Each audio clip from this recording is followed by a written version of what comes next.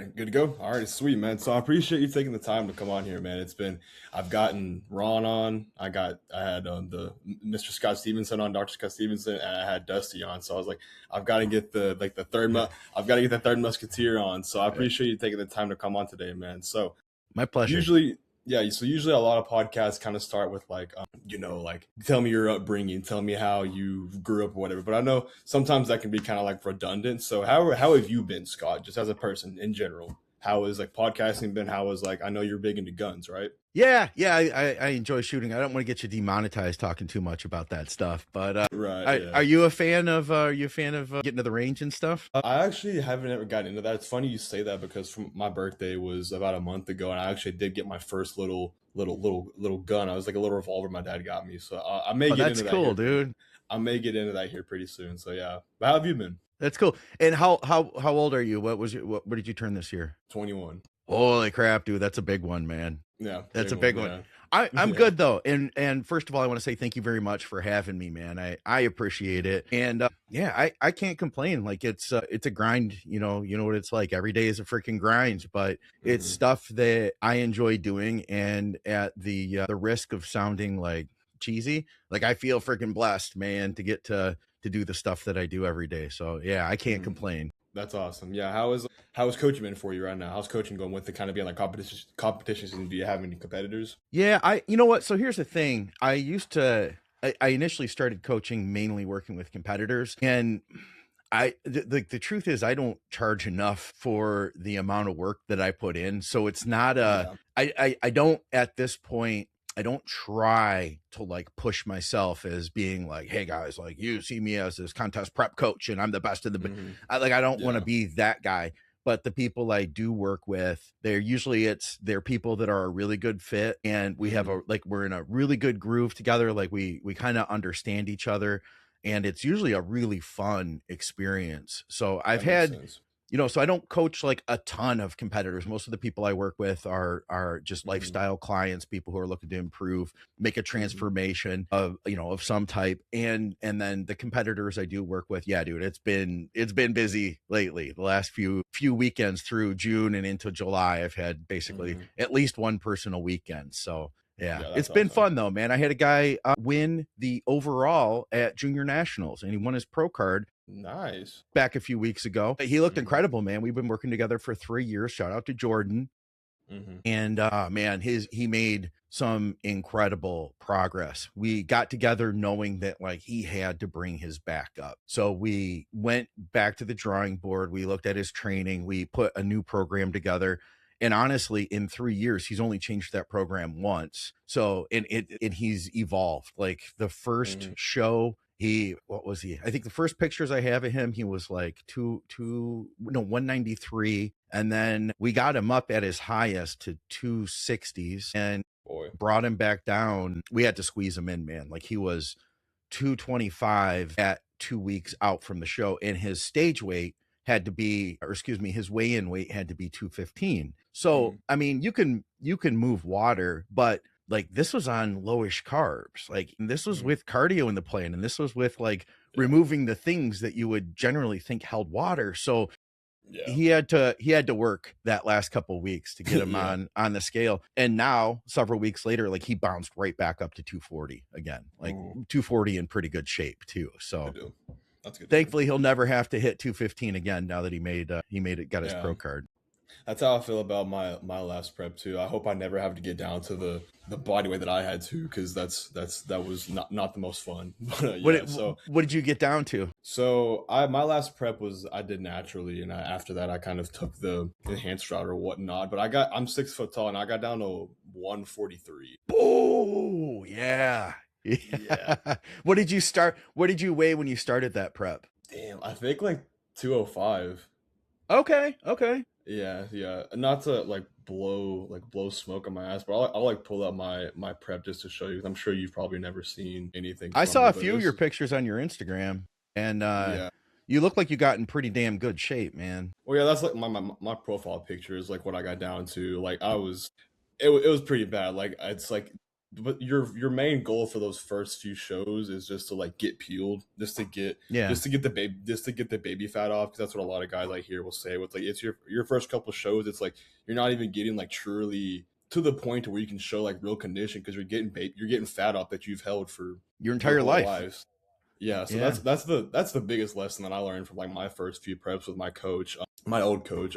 Justin Wyatt. He trains with Oh, yeah, yeah. Jordan. Justin Wyatt's freaking So awesome. I like him a lot. yeah, he's been on your podcast a few times. Yeah, so Yeah. he's a hard ass, and he buried that into my head, and I think that's Good. something that a lot. I think that's something that a lot of guys nowadays kind of like steer away from, and kind of aren't leaning more into like that. Like maybe I'm sure you may have seen that post that Phil Viz stitched, where the guy was like, bodybuilding ruined my life, and he was like, I was doing.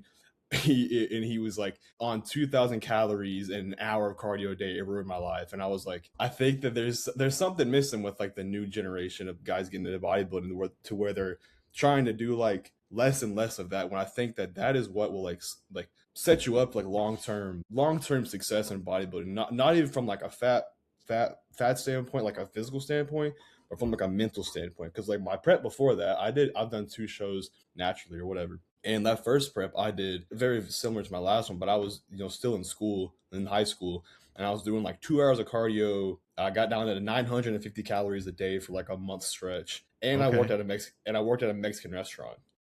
So you're on your So it's feet a like, lot then. yeah, and I'm around tacos for like 6 hours a day. Yeah. So it's like, I think that guys need to. I wish guys getting into it now realize that like those first few preps, you don't need to like think about being full or doing all this other stuff. And it's like you need to like, it's like you have to earn your right to like the fullness and all that kind of stuff. You need to like build the mentality to look at the bigger picture. Basically, is what I'm saying. Like, what are your thoughts on that with guys and how they approach prep nowadays, and kind of like their thought process around it? Well, I'll say that you need to get absolutely peeled. And, that goes for any stage, though, like any stage of the Yeah. game. I worked with a guy who, yeah, I won't tell that story. I don't want to put him on blast, but I'll say this. I'll say that, what, you can bring, if you get into absolutely peeled shape, then that's where you can worry about, getting full. So, and that's Mhm. across the board, because at the end of the day, if you're starting a prep today, Mhm. you're only going to be able to get to the show with the muscle that you have. I do believe that you can grow through a contest prep. I do believe that just Mhm. through keeping the protein high and through some hard training, and of course you're on PEDs, like you can put on tissue. You're not going to really see that tissue until after the show when you start to fill back out, but you will Mhm. be able to build tissue. But my point being is that you have what you have going into the show. Mhm. Your fullness is going to come down to how much tissue you have. If you're not, so the key is just focus, number one, absolutely, on getting peeled. And you know what, if Mhm. somebody doesn't have that mindset, then that's an example of like, I don't work with just anybody anymore for Mhm. contest prep. It's because if I'm going to do it, I want to do it right. I want to get somebody Yeah. into the shape that their body is actually capable of. Yeah, and I think guys don't realize like how far they can push themselves physically when it comes to conditioning, because it's like, Yeah. I understand like you want to feel full in the gym, but if you really lean into like that grid of like, if you get up to 2 hours of cardio, or low no carbs or whatever, like, we used to be kind of, like we had to go hunt for our food, and we didn't eat for like, days. And I think that Right. just the access of food and just the way that we've evolved, guys forget that that's like possible. And it's like you can lean it, like at the end of the day, dog, it's like whenever people say they're suffering on prep, I'm like, you ate 6 meals today that were warm and like didn't kill you. It's like you're Yeah. not suffering. So it's like I think guys need to lean into that. But I found a quick picture, like I'll show you from my prep. I All think right. I got up to like 190, and then I got down to my lowest was 144, then 146 the day of the show. But this is what that looked like. Yeah, dude, legs peeled all the way up, man. Yeah, like, I had no muscle. I was, but like No, I still, mean, you're young though, so I wouldn't yeah, expect you to have a ton more than that. And this was natural too. yeah, Yeah, dude, that's incredible, man.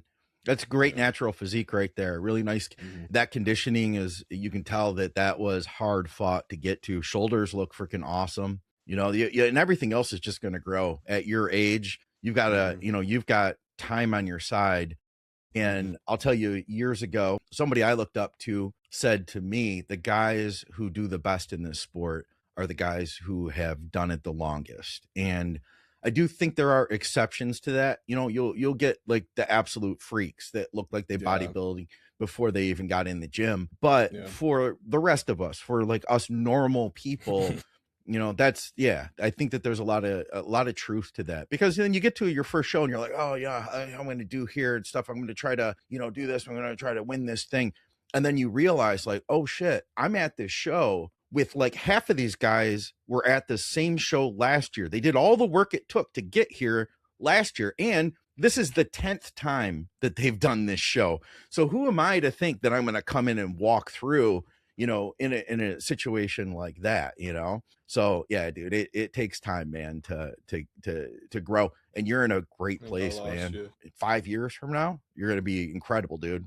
Yeah. It's just, I think the biggest thing you could take away from like those first preps is just like the developed mindset. I think that's like the best part from all of that. But yeah, so switching Yeah. away from kind of more of the competitive side, more to like the podcasting thing. So you're like one of the pioneers of like the bodybuilding podcasting. So when you first set out on like making a podcast, did you have any goals or like any picture of what you wanted that to like develop into, or was it just like, I just want to shoot the shit with my guys and just put it on the internet? Like what was it? What was that like for you? Yeah, so my first podcast we started in 2014. It was called Bodybuilding Nerds Radio, and we ran that for over, I think, 400 episodes. We stopped around like 21, somewhere in there, and we'll occasionally get back together and do additional episodes. But you know, basically, it was a friend of mine and I who trained at the same gym. We met at the gym, and we realized we're pretty similar size wise. Like we're going to be both light. We're both light heavyweight.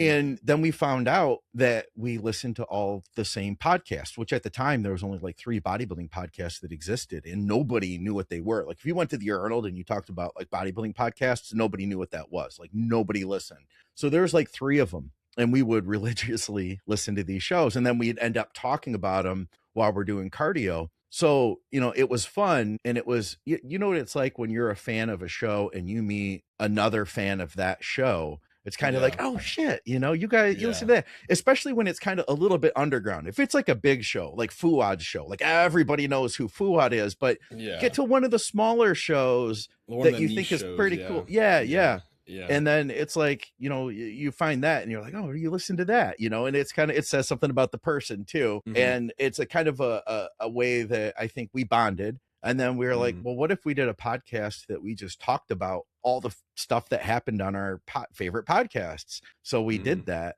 and it was a lot of fun, man. It was cool. So I didn't have any expectations, honestly, going into that other than doing that. And I was coaching at the time already. I hadn't quit my day job yet, but I was coaching. And so it also did help to create like brand recognition for coaching and everything as well. That's cool. Yeah. I think that's one of the coolest and the best parts about your podcast and all of the ones that go into it, whether it be blood, sweat, and gear, whether it be it's just bodybuilding, whether it be like the one-on-one kind of thing you do with Muscle Minds with Scott Stevenson.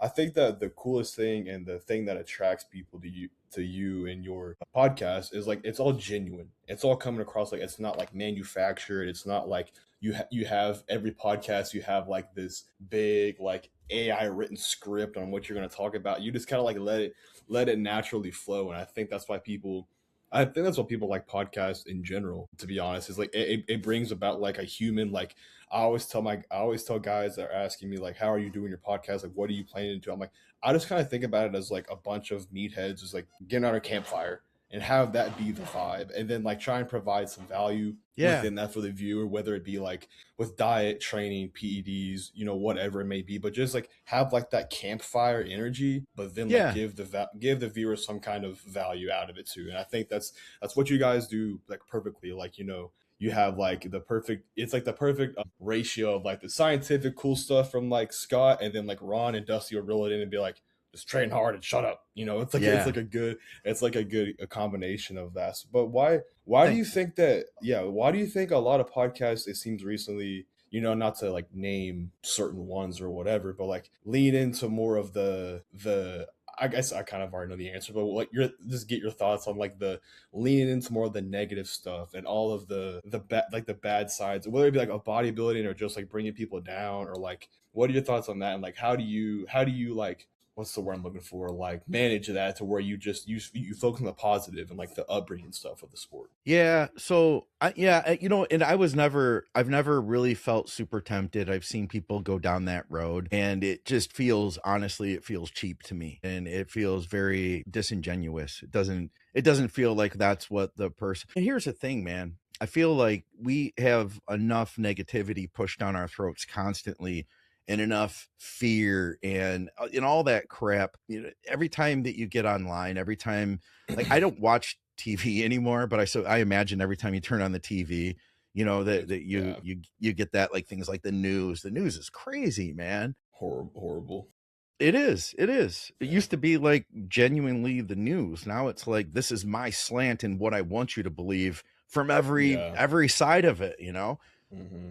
I feel like I've never wanted to be that, because I just don't sleep well at night when I'm, in that kind of attitude. And the truth is, man, that, I only have so many years on this planet, and in the scheme of things, what I do isn't gonna really make a big difference either way. But if I can add something positive while I'm here, I Hmm. feel good about that. I do think that that's my kind of my duty in the world, is to add Hmm. something positive and help other people make their lives better in some way. Sometimes that's in educating them to get, bigger muscle or get in shape, and sometimes it's other stuff. Sometimes with the Yeah, podcast, sometimes it's just giving them a friend, basically, because it's like yeah. having a sense of community.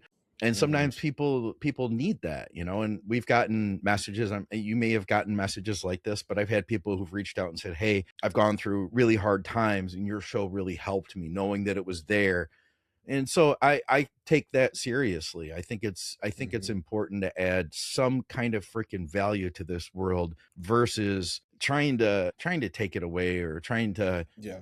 make myself look better by hurting somebody else. That That's beautiful, bothers man. me to my That's a core. I don't want beautiful to be message. that. And just to hit on that, wait, can you hear me? Hear me? I'm good. You good? Yeah, okay. Yeah. That's All right. beautiful. That's a really cool message, and I think that so many people need to lean into that. And just to speak to that, I know that means a lot to you to get that message that, your podcast just brings like a bout of community. It's done it for me time and time again. Like all through my like listening history is just like updated podcasts of all the ones I listen to, and then just ones of like Think Big from like 5 years ago. So it's like it's given me a sense of community, because like I live in the middle of nowhere, Arkansas. So You're in no one Arkansas. I was here. going to ask. Okay. Yeah. Yeah, so I think someone that watches your podcast, UC Suma, is Yeah, that I his was name going on to say Instagram? UC Suma's in Yeah. Arkansas. He, Matt. yeah, Yeah. he's recently followed me in my podcast, and he's been liking all my Okay. stuff. And then I saw one of his posts, and I think he lives in Rogers. So shout out Matt. I was like, oh, Yeah. you live Matt's in awesome. Arkansas? That's awesome. So I've just been working with Matt for a decade now. He literally whoa, he sent me our first pictures the other week, the first show we did. that's And so yeah, awesome. yeah, he was very small when we started. He's made some Yeah, incredible progress. He yeah. was like, I think 139, he said, at that first show in Classic. So Wow, yeah. yeah. Yeah, Yeah, he's built a lot over the years. that's something that your podcast definitely serves as like it's a cool community, because like whenever you don't have a lot of people around you, it can be, especially in bodybuilding, it's already like isolating as it is, Yeah. whether it be like with the not want to go out because you're the dieting thing, or just people just don't really understand, like if you wanted to talk about like the recent bodybuilding shows, or like what your cycle is or what your training is, people are just going to be like, well, did you see the recent Kardashian news? You're gonna be like, okay, I'm going home. So Yeah. it is cool getting to like listen to you guys and feel like I said, it gives that like campfire listening Yeah. to like big brother energy. So I really appreciate that. I know that so many guys that listen to your podcast feel the same way. You know what I mean? So you're doing you've done, and you keep doing great things, man. So Thank we do you. appreciate it. Yeah, for sure. Thank you, man. Yeah, it's my pleasure. Thank you. Yeah. So getting into podcasting, like what is one tip? Because I think podcasting is becoming, it's more not a new thing by any stretch, but it's getting more attention than like just short form content and stuff like that. I think that people, maybe not fully, but are switching more towards like enjoying long form content, because you're able to see like the real side of people. You cannot see the true side of people in 30 seconds in a reel, or even in a minute, or even 5 minutes. Like getting to see like the hour, 2 hour long podcast, I think people are getting to become more interested in that, because you can really tell a person or tell about a person through their conversation like that. So what would you give one piece of advice that you'd give for someone wanting to start a podcast or something like that? Yeah. Okay. So I've gotten asked this a bunch actually, and Hey, are you tired of falling in the same cycle of always falling off your diet, hating how you look, and never making any progress with your physique? Well, brother, that ends today. Down in the description below will be the link to my website with my one-on-one coaching as well. With the one-on-one coaching, it's no AI bullshit. It's personalized plans to fit your approach for your goals, for whatever that may be. Whether that be building muscle, losing fat, getting to stage, whatever it is, I'm here to help you. If you've been stuck in the same loop for the past 2 years, haven't made any progress in the gym, your sex life sucks, your libido's off, your hormones are off, I am here to guide you to the perfect approach for you. If that sounds like something that interests you, hit the link in the description and let's get to work. I've had the opportunity to do a couple talks. There's a big thing called Swiss, a big symposium of a bunch of smart people that get together up in Canada that I had the chance to speak on this very topic about, and that was really cool. It was fun. And then I've done a few podcasts talking about this too.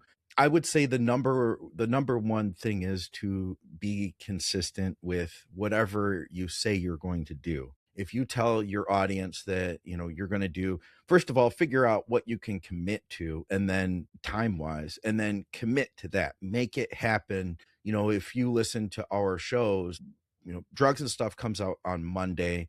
It's Just Bodybuilding comes out Wednesday. Blood, Sweat, and Gear comes out Friday. The other shows fall in between, but those 3 things are going to happen, and you can count on it. Like, you can count on that. And I look at that as being the contract that I entered into with my listeners. I said, hey, I'm going to do this thing. And they said, okay, I'm going to listen to this thing. And I said, okay, well, this is how frequently I'm going to do it. And that's me giving my word by showing up. So I think that's critically important, is to, decide how frequently you're going to do the show and then stick to it. I like that. Yeah, just giving your viewers like that guaranteed day. Like, I know he's going to release XYZ episode on this day, and then when it comes, they're like, yes, I get to, and that kind of it builds like a connection. It almost like it gives them it builds like real estate in their head. Like, I know that this is going to come in at this time, and then whenever you don't promise that, it's like, crap. Now you kind of you've lost their you trust.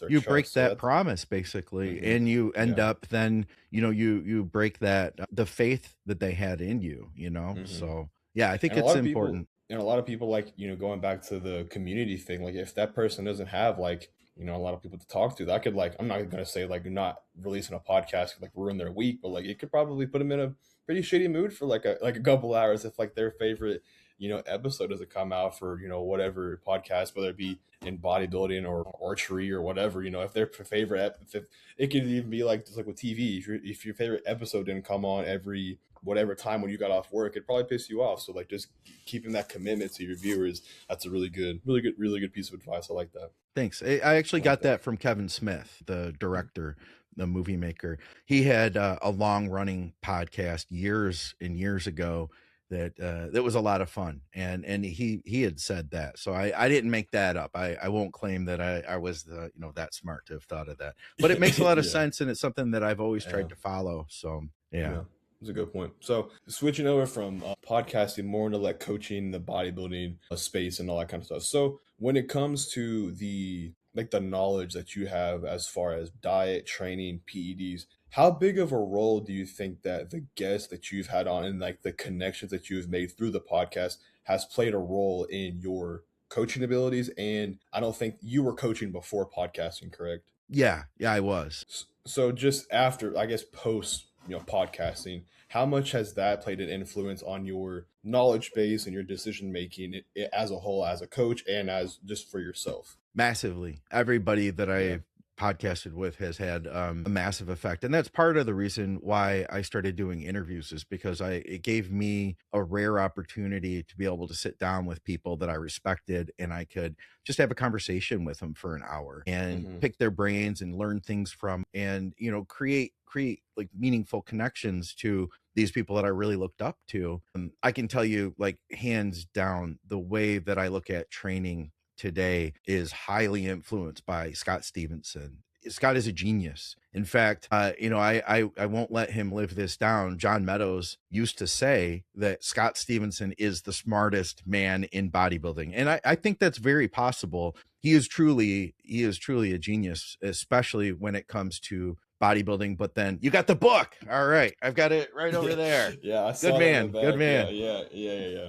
Yeah. So the way I've looked at training, it's evolved so much. The first year or two of the Muscle Minds podcast, it was actually Scott and Jordan Peters and I that hosted it for that first 2 years. And it took me a long time for some of their ideas about progressive overload to really sink in. But once it made sense and I was ready for it, it was game changing. So my understanding about training and recovery from him, you know, aspects of prep from everybody, I could tell you that I learned a lot about how to fill the muscle out from Skip, just through having conversations with him about what had gone wrong in my own preps, things that I wanted to improve on, that eventually then these pieces came together. And it was through having conversations to better understand that. You know, the reality is, man, going into a show, you need to have enough time to fill that muscle back out. And here's the way I see it. Muscle is a lot like sponge. I've told this story before. Some other people may have heard it. You may have heard it.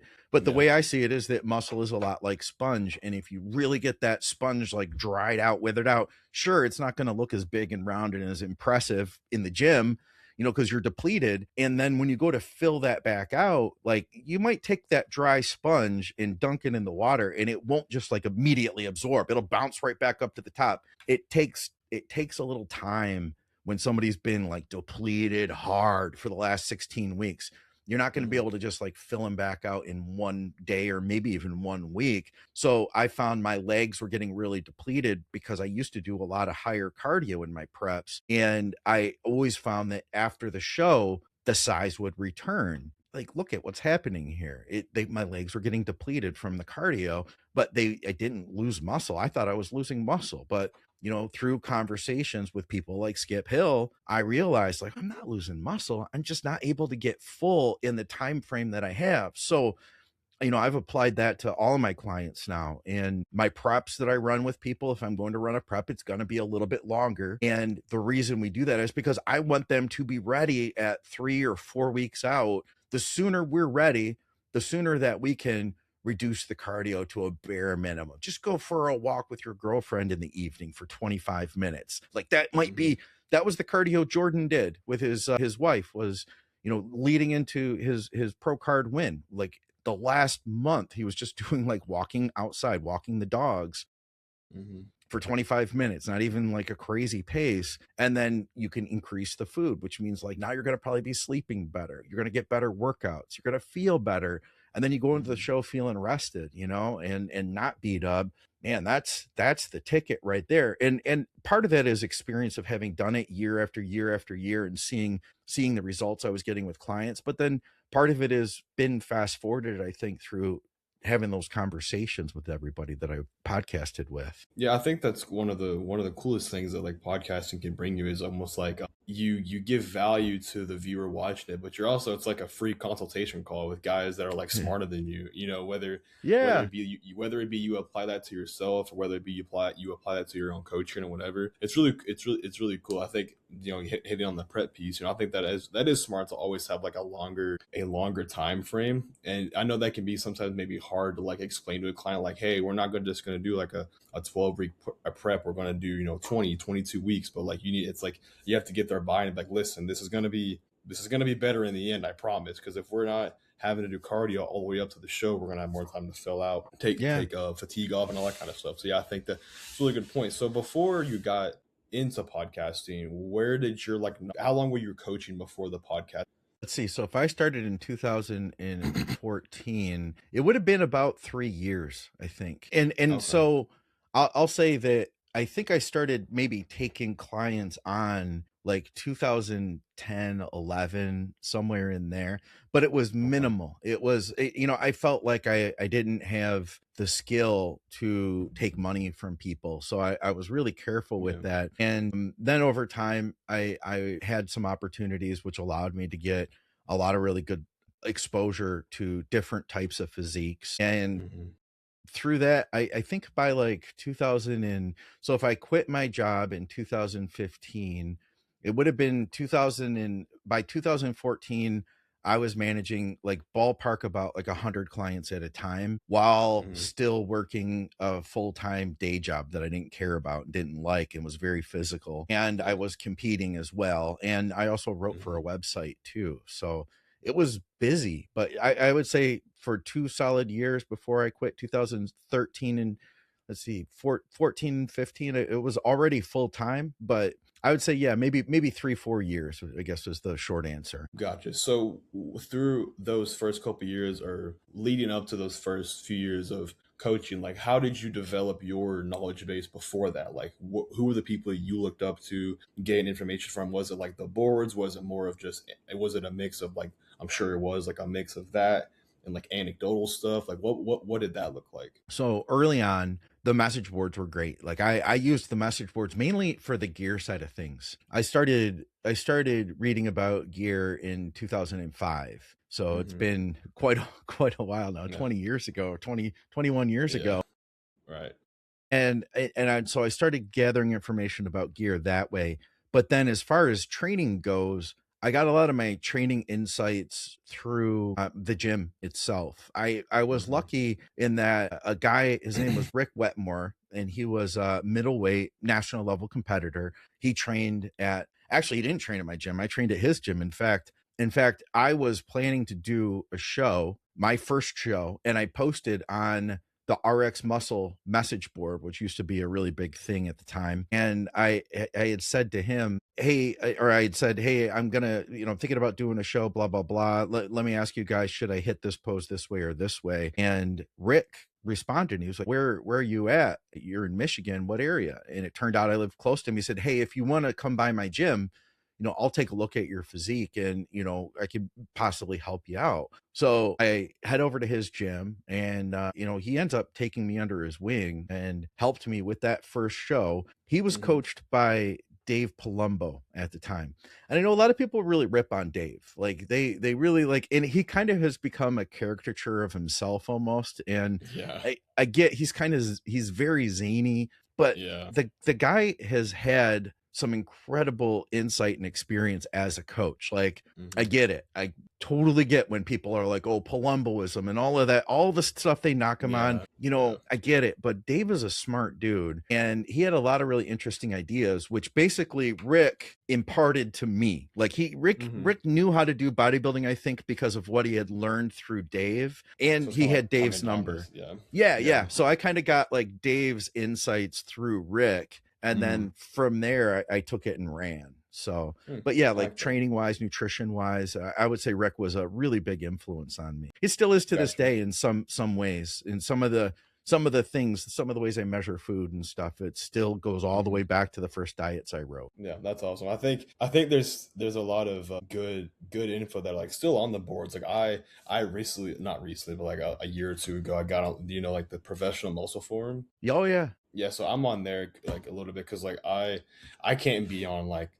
social media without like wanting to, I don't want to get demonetized for saying this, but like blow my brain. I don't want to blow my brains but yeah, out don't being on say social that. Don't media. say that. Yeah, like being on like my trying to go to like an explore page on Instagram or just any social media. It's kind of like TV. It's just like negative or it's like you know how social media works. It's like the biggest either in the negative or in the positive gets shoved in your face and it's like Yeah, it's too much for me. So like I like being on the forums because that's more of like people that are like more relatable to me and they're talking about things that I actually enjoy and there's some good information on there and I think there's that great guys information. yeah, and I think that guys should that are just getting into the sport of bodybuilding need to lean more into those because they still exist. It's not Yeah, like they're gone. It's not like yeah. they're gone or anything. Like even you go on the professional muscle one right now, and it'll be like thousands of people are online at once, and there's a lot of people that are just like active in there. Like there's like the guy that runs. I think either runs it or, he's one of the big guys. It's Kevin.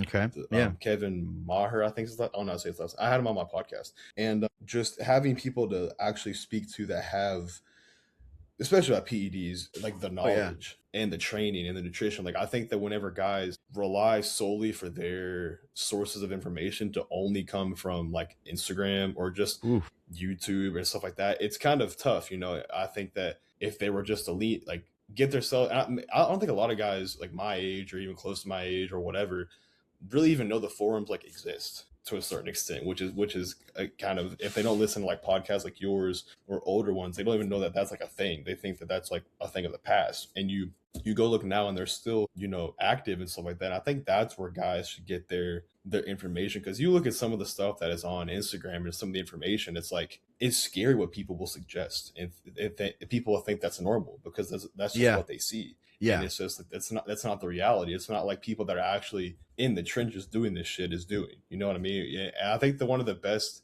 perspectives that guys could gain from the forums is that it's way more simple than Instagram makes it seem. It's like, it's the same, dude, so much so. Like with PEDs, for example, it's like, it's probably going to be it's going to be one of these like 5 to 7 compounds. With training, it's going to be like this pretty, relatively the same subset of exercises. With diet, even diet more so, it's going to be like in bodybuilding, it's going to be like 10 to 15 different foods, and that's it.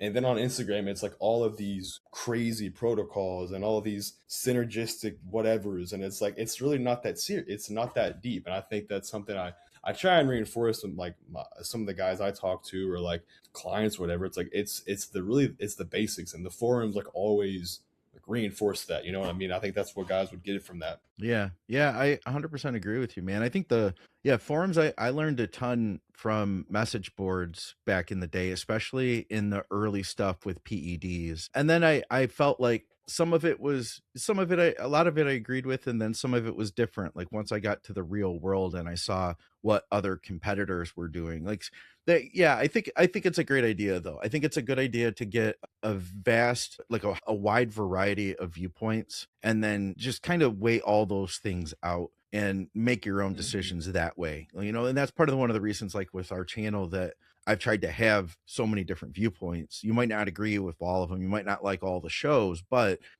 we overlap a lot of the same topics. And if you can understand like what Skip's perspective is and what Andrew's perspective is, and then what Dave's is and Scott Stevenson's, all on that same topic. And then you can look at what your own experience was, be it with that food or that compound or whatever, then, you can have a more well-rounded approach to, I think that's more learning than just being spoon-fed one person's ideas on social media who's telling you that it's like, if you're not doing it this way, you're dumb. Like there's so much like polar black and white BS that and that's just not the reality of it. There's a lot of ways to do things. So I think we all could use to be a little more open-minded to that. Yeah, for sure. I think that's what it's like, you have to use the black and white framework for your content to pull the views, but in reality, it's like nothing works like that in bodybuilding. Nothing is black and white. Nothing. Yeah. Like there's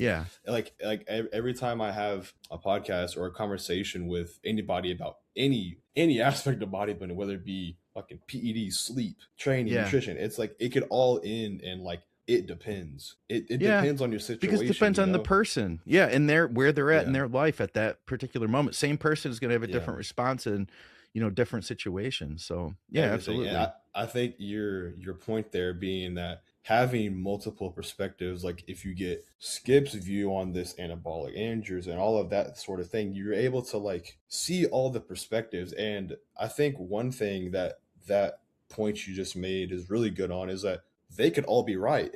They could all be right. Yeah, all of them. They literally are. The given situation. And I think that's one thing that guys don't get, is that they'll be like, no, this is it. And it's like, this is it for this situation, given these variables.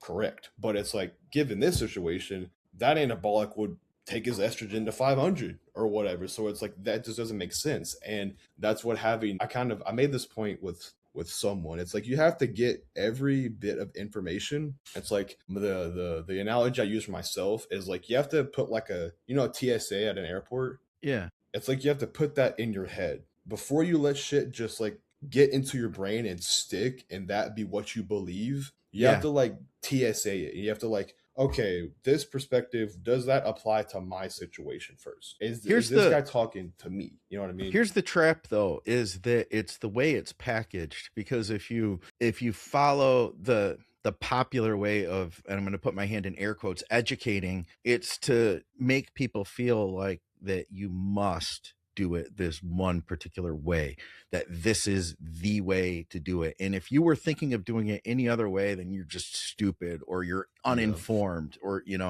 that's, and I think that's the number one thing I think to look out for in educating yourself is looking for people that are, just super dogmatic. Yeah. They're trying to sell you. Yeah. That's the thing, is that every time you come across someone that's very dogmatic about one approach, they're always trying to sell themselves on the back end. And that's why they're being so, and I get, Instagram and business is business, whatever. But like, I think that if your main goal is to like educate and help people, you try and like bind together selling people and being dogmatic. I think you're losing the plot. I think you're getting more into like the not what you should be into this for, which is just like helping people and actually educating people instead of trying to, get their money. I think that just that's the beauty, yet the scary thing with bodybuilding and like advertising and business and social media and whatever is that it's so like individual and so whatever. And what was the point? I just had a point I was trying to make and I lost it. Oh my god. That's all right. I was about to go on a tangent, but it's just, that's the beauty in bodybuilding, is that I guess that could just be the point, is that it's so personal and that there can be no, there's maybe a couple, I don't even think that there's a couple like hard and fast rules in bodybuilding, like you need to train hard, like that's like a hard and fast rule, but like besides like that, it's like everything else kind of it's all personal. Yeah, there are foundation. We could probably come up with like a lot of foundational stuff, like you said. You've got to train hard. You've got to drink a lot of fluid. You need to drink water, right? You need high protein. Right. And then I think the argument starts coming in the nuances of, well, do you need this many grams of protein per pound, or do you need this many grams of protein? And that's where guys get this psychotic and caught up in it. Yeah, exactly. No, just eat a bunch of it and see for yourself, man. Maybe you're eating 2.5-3 grams of protein per pound. That's a lot of protein. But do it for a while and see how you do. Does your stomach feel okay with it? Are you growing? Is it working for you? Well, then maybe that's all right, or the opposite. In fact, I'll say that I was probably kind of a little too dogmatic with protein, thinking we need it. Like, as a bodybuilder, right? There's like this bro attitude of like, dude, I don't want to lose muscle. I got to keep the protein up. And I worked with a guy who had a genetic kidney disorder. He had a genetic kidney disease. And as a result, like he was told, like he can eat what he wants. He can eat as much protein as he wants, and that everything, he should be perfectly healthy at this stage. It's something he grew out of, but he still needed to go to a kidney specialist every 6 months and get checked. And like, it's still in there. This is part of his genetics now. But we started him with a like way lower protein than I ever would do. And guess what? He got in freaking awesome shape. Like it worked. So it really challenged me, because I was like, I can't diet this guy with this little protein. Like he's just not going to be able to grow. Guess what? He freaking grew. So it made me really have to step back and look at that. It's cool, because like you can kind of apply that every aspect of bodybuilding being personalized. You can use that viewpoint for everything in life. Like everyone's journey is so like personal, and that's cool. Like the way this person got to their physique could have been like, high fat, this PE design, this training, this whatever. And for you, it's going to be 0 fat. The compound's going to be completely switched. The training style is going to be completely different, but you both get to like the same, not the same outcome, but you both make progress. And I think that's so cool. And I think that a point I just thought of was, I think that a big issue guys run into now is that they're always looking for like a hard set answer to everything. Like, I want the answer to this. That's the other answer to this. Yeah, that's the other part of social media, that it's sexy. You know what I mean? To say that when somebody says like, this is the way you have to do it, there's a sense of relief you can take of being like, oh God, now I don't have to wonder anymore. I can just do this and plug into it, and this will make sense, until you see the next video next week that tells you, no, you're supposed to do it this way. And then you change. But yeah, that's, I think, a big part of it. You're right. Yeah, that would just take away from the fun of bodybuilding. I feel like if you always had the answer and you weren't able to like experiment with yourself, and like that's really what bodybuilding and a beauty of it is you are your own experiment, and you get to see what this training does to you. You can see what this drug does to you, what this food does to you. And if you always had the answer, it's like, I don't know if you would ever really have that much fun in any of this. You just be like, maybe you make more progress, sure, but I mean, like, if I don't know, I feel like it wouldn't be as fun. Yeah, no, I get what you mean. Some of the guys who have the best genetics don't have as much respect for the sport. Like I'd say that my genetics are very average at best, and that I did a lot for the time that I had, getting a late start and having, pretty average genetics at best. But like with that, I could compete at like the state level, and like I felt really good about my physique and what I was able to develop it into. But I had to work really hard to get that. And I've worked with people, like I worked with one guy who he did his first show and he looked incredible. And then we realized, okay, so we're just a few weeks out from a big national show. So I thought he looked good enough to do it. And so we did it, and he won his pro card. This is at North Americans, and in open classic, meaning like not masters or anything. Like it was just open classic. It was a tough show. And he hasn't competed again since, because he didn't like, it wasn't as valuable to him. He just decided he was going to do a show, and before you know it, now he's a pro. It wasn't as valuable to him, but oh my God, his genetics were like 100 times better than I could have ever hoped for. And he looked so freaking good. But it's like, I think sometimes you're right. Like you have to work for something in order to value it. If you just handed something for free, like you don't put value on it. Yeah, I think that's a pandemic or epidemic. I don't know what an issue with a lot of guys now is they're getting into it for, I talk about this all the time on here. It's one of the reoccurring things I always talk about is like, they're getting into it for the notoriety, the likes, the followers and shit. And it's like, if you didn't build a foundation of getting into this built off of like, you love to train, you love the discipline that bodybuilding brings you. If you're getting into it for like weak foundations, it's like you're building a house off of, sticks. It's going to fall at some point, because at the end of the day, even if you do get the pro card, I hear a lot of guys say this, you're going to wake up Monday, you're going to do the same shit and no one's going to care probably. Yeah. Especially nowadays. Cause like, not that it's easier to get a pro card, but like, it's not as, if someone got a pro card 20 years ago, it's like that person probably just like made their career doing that. Nowadays, it's not like that at all. So it's like, if you didn't get into this for the love of training or just the process in general, it's like, you're kind of screwed in the end. And then if you don't find that love for it, I think it's just, like you said, you could have someone with the genetics that, could take it as far as they want to, but if they don't have the want or the desire from the beginning, it's like that pro card and those genetics just kind of get flushed down the toilet, which is sad, Yeah. That same guy I was talking about, his dad knew it, and what did he say? Don't be a victim of your abilities, or something like that. I remember you talking about this. I think I remember hearing this. It wasn't the word wasn't abilities, but it was like, we could say, don't be a victim of your genetics even. That's really what it comes down to. Don't be a victim of how good you are, because if you are really good, you can coast and maybe not have to push as hard to get there, versus, we talked about Matt earlier, UC Suma. Matt's one of the hardest workers I know. Like, he's been incredibly disciplined. He's not a big guy, and he's not the guy who's like gonna one day win his pro card and masters even. Like, he knows his place, but he still then works his ass off. His goal is to win his class or win an overall at a state level show. And like, that's like, and he works it like a pro. He'll go on a trip. He'll go on business. He has to fly somewhere. He'll pack all his meals with him, or he'll have a food prep place set up. He was on prep Yeah. going to Korea for 3 weeks, and he packed an entire second suitcase of his food. I was like, Matt, you're in I Korea. love This might that. be a once in a lifetime thing. Like, we could, work something in, dude.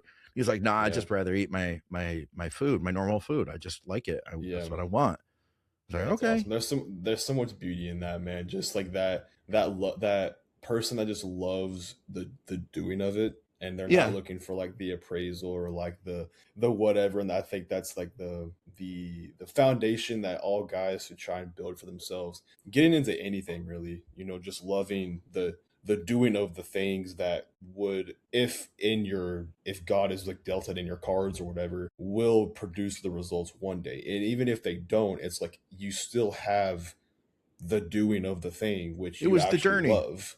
Yeah, Yeah. it's the It was journey. the journey.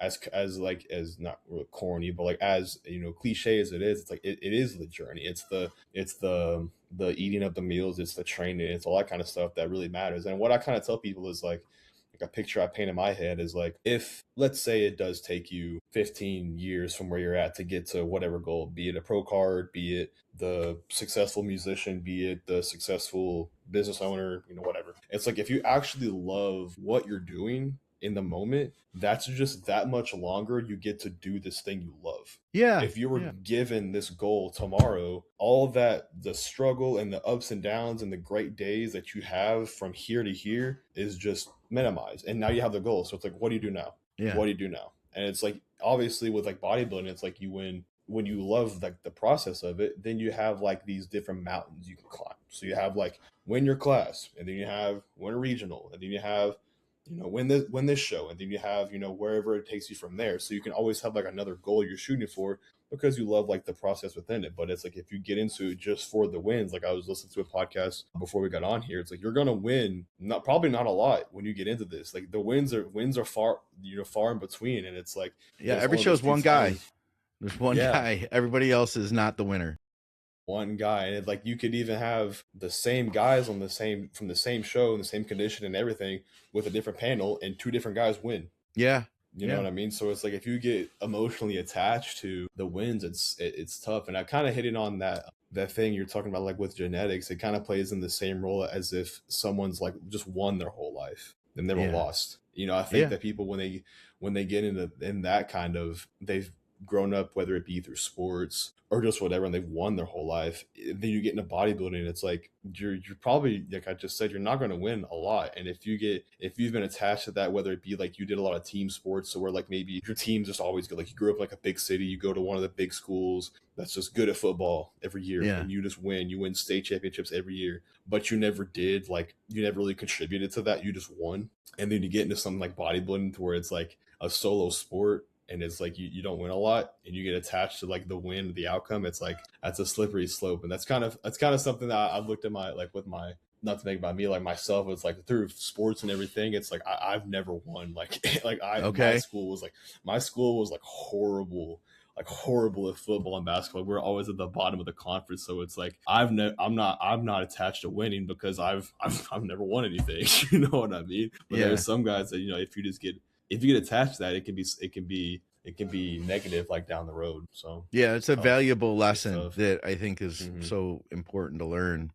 Yeah, it's really, and then appreciating the bodybuilding for what it is, because I think what you're saying, like you can't judge your value off of the placing that you got, and that's for better or for worse. It can be real validating to be like, oh, I won this show, but at the same time, it can be really hurtful if you don't. And I've seen people who have been good and have to deal with that like later in life, lessons they didn't learn as a kid. So you lucked out, man. Sports taught you. I think it's important to be able to learn how to win too. I think that's such a confidence boosting thing. So I'm looking forward to seeing you get some wins here in the future. What I wanted to ask, by the way, what are you weighing now? So right now, my last check-in, I just started my rebound. So I did like a little cut phase. I'm going into my first I actually started my first like real big boy cycle like last week. So it's I'm doing, I won't get into that, but right now I'm 174 I believe. All right. And then I don't know where I'll end up, because it's like my first like actual push up or whatever, so I don't know where I'll end up. But when it comes to like my bodybuilding and stuff like that, I haven't really talked to my coach about like competition wise or anything like that. I think that being young, you just got to grow. You know, you just got to get big. You just got to get big. Like that's it. You know, you could look at a physique that when you're younger and be like, well, you need to bring this body part up and this body part. Yeah, but it's like, no, you just need to get bigger everywhere. Like everything needs to grow. So it's like, I think when I think about my own process personally, it's probably going to be more of like there's a guy I follow named Ty Dustin. I don't know if you've seen him on Instagram, but he just recently got like shredded, like show peeled, just to have that rebound effect and keep growing, because he just needs to grow. So I think that's probably what I'm going to do for a while, just because I know to like get better at bodybuilding, you need to compete, you need to go through the process and all that kind of stuff. So your time will come though. Your time will come for that. And and I've already kind of gone through the process, not near enough. Like I've done 2 shows, but I kind of understand like the process of like the getting ready for the show, being at the show, that whole process of like what to bring to the hotel, going backstage, relaxing backstage, not being a stress ball, and all that kind of shit. I've already kind of gone through that, so I think that a good, like, I don't know how long per se, but just a good chunk of time to put it at that, of just growing and then just like getting really peeled, having that good rebound effect, rinse and repeat until I'm big enough. Like my big goal, my first like little mountain that I want to overcome, like I just mentioned, was like win the state show in Arkansas. Like that'd be like a goal of mine. And then that'd be incredible, man. That'd like qualify me for like whatever. But that's like my big goal, like my first, like that's kind of what something I have saved on my computer is from Scott's book, is the PBI, the personal bodybuilding inventory. So where it's like you have like your short-term goals, and he lists out like, are they smart? Are they, you know, what is smart? What's the acronym stand for? I can't remember. Specific, measurable, something. And it's like, you know, list out those goals. And I have that like saved as a tab on my computer. But that's like one of my competitive goals, is just to like grow a shit ton, because I'm 6 foot tall. So it's like, it's going to take me a while to fill out a frame or whatever. So that's going to be, that's my goal for now, is just like, bulk, like, you know, progression phase, growth phase, bulks, all season, whatever you want to call it, and then get peeled, have that rebound effect, rinse and repeat until I think I can be competitive at a whatever stage. Because like the competing part of it doesn't really mean that much to me. It's more of just like the progression within myself as like a bodybuilder, a person, and the process and in general. And then once I think I'm able to be competitive at whatever show, then I'll take the stage or whatever. So yeah, fair enough, man. I think that's a fantastic plan for you. Just keep growing for now. You've got a lot of time at your age. Yeah, for sure, man. So how much longer do you have, Scott? I'm free, man. I'm free to go until until you're satisfied, till you feel that we've nailed it. So yeah. Okay, sweet. So one thing I wanted to get, I ask this on pretty much every podcast. So when it comes to, you know, bodybuilding is like training, there's 3 pillars. It's like training, diet, PEDs. Of those 3, which do you think is the most important? Gosh, training is the most important, because if you remove everything else, you still have the trigger to grow muscle. If you remove the training, then you're just taking drugs and eating food. It's not a diet contest. It's a bodybuilding contest.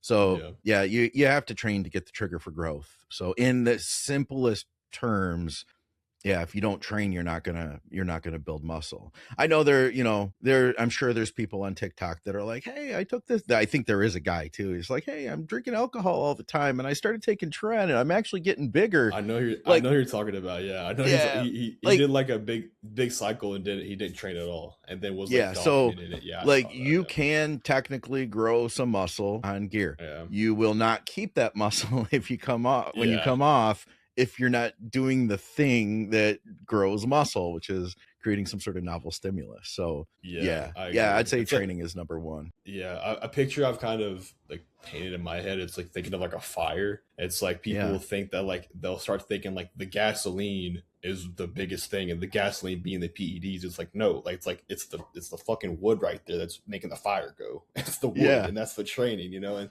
there was a guy I had Compton on a few weeks back, and cool. I made a post with him, and a guy commented yesterday and said something like, basically the premise of the comment was that you can just grow on drugs and that's all you need. And him and Compton, you know how Compton can talk. And him and Compton went back and forth in the comments, and I was at work just reading it like, this is hilarious. But Compton, like, the second that Compton replied, the guy was like, well, I wasn't saying, he's right backtracking. He's like, I wasn't saying that you don't need the drug or don't need the training. And it's funny to read that, but that's so many guys is so many people on Instagram's cop out answer for like I feel like it's like for their lack of progress, their cop out answer, like, well, it's like, well, he's on drugs. It's just that. And it's like, no, he probably trains his face off, and he probably, eats like one cheat meal every couple weeks. And it's probably not any of that. But when it comes to training, I know you said that Scott Stevenson's been a big like role model, or like someone you learn a lot from. Who else? I know Dante has had a big influence on your training as well, right? To a degree. Through the message boards, Dante had an impact, but then through Scott, because Scott was Dante's official DC trainer. Yeah. And so listening to him, that's how I've had that influence from Dante, because a lot of what like pipeline kind of like okay. And then of course Scott has his own ideas too, so they're different, but there's a lot of overlap. And what Scott's really great at too is he's great at giving credit where credit is due. A lot of times, like, once I tell somebody something, then they start telling other people as if it was their knowledge that they had gained. People don't give credit, I think, as much as they should. But Scott is fantastic at that, and especially great at citing Dante in DC training. I'd say John Meadows was a huge influence too. I had the opportunity to train with a guy who was a pro in my area named Shelby Starnes. And Shelby was known as a guy who trained hard. He was like a hardcore dude. And at the time, he was good friends with John Meadows. And it might have even been before we started doing John's training. But anyway, I really looked up to what Shelby had done, because I had seen the condition that he had gotten into. Like, the dude got absolutely peeled. And like, I had never seen it before. And that gave me hope, because I was like, you know what? I'm not a big dude, but I can suffer. Like, I can turn it up and I can handle a lot. So why don't I take this angle of bodybuilding, where like, why don't I be the guy who's like the crazy lean guy? And so that I wanted to then focus on like condition. I realized like, oh, there's a way I can still do this and not be a massive, be a Dusty Hanshaw. So, I actually, it was with my podcast partner from Bodybuilding Nerds, VJ. He was like, yeah, let's reach out to him, see if we can stop by. And, like, we're going to go up to the gym. That's what it was. We're going to go to his gym, and we're like, yeah, see if we can like just stop by and say hi or something if he's going to be there while we're there. And he was like, if you guys want, you can get a workout in with me. And that turned into 5 years of training back with Shelby every week. And through that process, like I said, he was friends with John. And at the time, John would write his workouts down in these really like meticulously manicured email format. He'd explain exactly, like, on this set, I used a 4-second pause, and, like, it just really broke everything down. And then he'd email that to a select group of friends. This is like Mountain Dog Training 1.0, basically. And Shelby was one of those friends. So Shelby would print it off and take it to the gym. And we were, and then John started writing plans for Shelby later. Yeah. And we would take those plans to the gym, and I'd follow the plan that John had written for Shelby. I had tried Mountain Dog Training earlier on. I saw a post that John had made, I think it was at Professional Muscle, about like the tenets of his training system. And I tried to employ that on my own before I trained with Shelby, and I didn't quite get it right. Like, I had some of it was right, but some of it, the way that I translated it was kind of its own thing. So anyway, I had a lot of experience with Mountain Dog Training for a number of years. And, I think there was a lot of really good benefits to that. I think I could have probably done some stuff different, having hindsight. But I think there were also the pros. I think looking back, it was worth it. I was able to compete as a light heavyweight doing that type of training, and I had fun. Like, we had fun. We'd have fun every freaking Wednesday. That's the biggest thing. Yeah. Dude, it was my day off from work, and it was like a 40-minute drive to get there. And it would be, so we'd get there at like 1 or 2, and we did these long ass workouts. I wouldn't be driving home until like 5 p.m. in rush hour traffic, which made it even longer. So now my ride home is like an hour plus. And dude, we trained so hard. These workouts were like 2.5 hours of so much volume and like hard failure on every single set. People would come from out of town to train with us and they wouldn't be able to hang because they weren't used to that. Like the first 2 months of training with him, I was wrecked, like just wrecked. But you kind of build an endurance to higher volume training. And that's what I did. And I could handle training at much higher volumes. So yeah, it was fun. But I mean, like I'd be driving home. I just remember like my shirt would still be just like soaked after a hot day at the gym.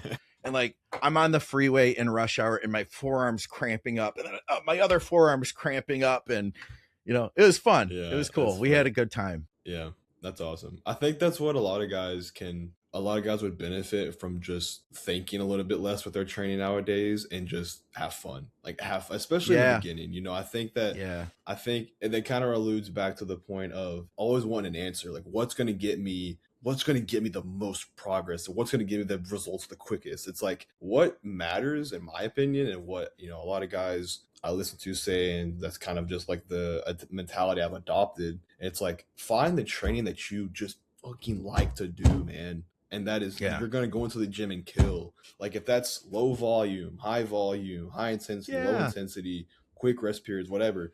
And it also comes back to that message of like, it's all your own experience. It's all your own experiment more so. It's this, the training needs to be, you know, fun. Yes. If your goal is to be like a competitive bodybuilder, it needs to be like progressive. It needs to be like intense, you know, whatever. But it's like, if you're programming XYZ exercise and it takes like, you know, I'm sure they've referenced some of the podcasts. I'm sure maybe you've seen a post or two of guys that are like, you know, fucking taping their arms to stuff and doing all this crazy stuff. It's like, how long are you going to do that? Like, how sustainable is that like, are you going to take this seatbelt you're wearing to every gym you go to? Like, are you going to take all these toys to like every gym you go to? No. And it's like, find the program. I think that you obviously like I think like the two things you need to think about is like, you biomechanically fit your body. Like there's just certain movements that, like, if you're not really built to squat, like free bar squat, you don't need a free bar squat. Maybe find like a hack squat, a pendulum, whatever. If you're just not built to do certain movements, don't do them. Even if on paper they may look the best. I think that's what a lot of guys look for, is they're like, this study said that this movement done at this angle in this rep range with this RIR will get me the best back gain, so I'm going to do that. It's like, I think we've lost the plot. We have lost the plot in all aspects. And I think that just doing those workouts, like you said, like that are 2.5 hours long and you just leave dusted, do those. And if, you know, even if that's not the most optimal on paper, it's like you had fun and you're probably going to grow from it. I bet you grew from it. You know what I mean? Yeah, so I grew enough to compete as a light heavyweight. So, you know, like something worked. Yeah, but I'm up with you 100%, man. Fun has got to be the number one thing, that you have to enjoy the way that you train. Because if you don't, man, you're not going to stick with it for that long either. If you don't, if you're not having fun, it's not going to be something you're going to, because like and I'm sure you've heard this, people are probably been like, oh man, you are so dedicated. I really admire your dedication and your discipline to go to the gym, right? It's like, no, it's not discipline. It's like what I want to do. Like I go because I enjoy it. I have to do this, dude. I'll lose my mind. There's that too. Yeah. I think you could use that same thinking with like diet. You know, if you are picking the foods like on paper are the best micronutrient profile perfectly, but you just hate them, it's like you're not going to sustain that. And that's why, you know, guys are like, well, what's the, you know, a very common question you'll get from like just your average Joe is like, what's the best diet?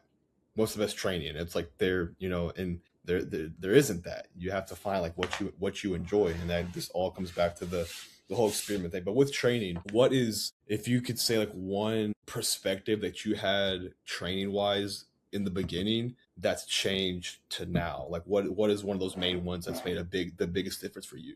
I would say that, and so this is like kind of late in my bodybuilding, that like you can be strong. That I feel like I disqualified myself from thinking that I could be somebody who was truly strong. Like because I didn't have it. out the gate. There are some people that there's some kid in your high school that benches a ton out the gate. Yeah. I wasn't that. And I just felt like, okay, I have small joints. I seem to hurt myself when I go real heavy. I'm just not meant to be strong. And that's why I leaned more into volume. So I found, you know what, if I could, and eventually I realized like, no, you can learn to be strong. And that's when I honestly made my absolute best progress too. And that was like at 45 years old. It was 5 years ago, 4 years ago. So yeah, 5 years ago now. I made like, it was like 2019 is when I really started figuring that out, which was like late. I had already stopped competing a couple of years before that. And I started making like real progress. And I'm like, holy crap, I'm in my mid 40s. I'm using less gear than I ever had when I was really trying. My diet was like mediocre. I was making sure I ate protein 5 times a day. And sometimes the carb would be like, I'm going to use a pita. I'm going to take this tortilla and throw this chicken on it. And that's my carb. I just ate 32 grams of carbs with, 6 ounces of protein. I'm good. And that was as far as I thought about the diet. And like I said, gear. So I'd run like, a couple gram cycles in the past, and I was on like 500 to 600 tests only. And like, I was making the best back gains I had made in my life as a result. Yeah, it comes to training. It just comes back to the training. It always comes back to the training, it seems like, but yeah, I think that's a good perspective I'm gaining now. Like, I'm also like you, like I've never been like I squatted like 405 in high school. I've never been like strong. Like you're stronger than me. I didn't squat 405 in high school, so you got that.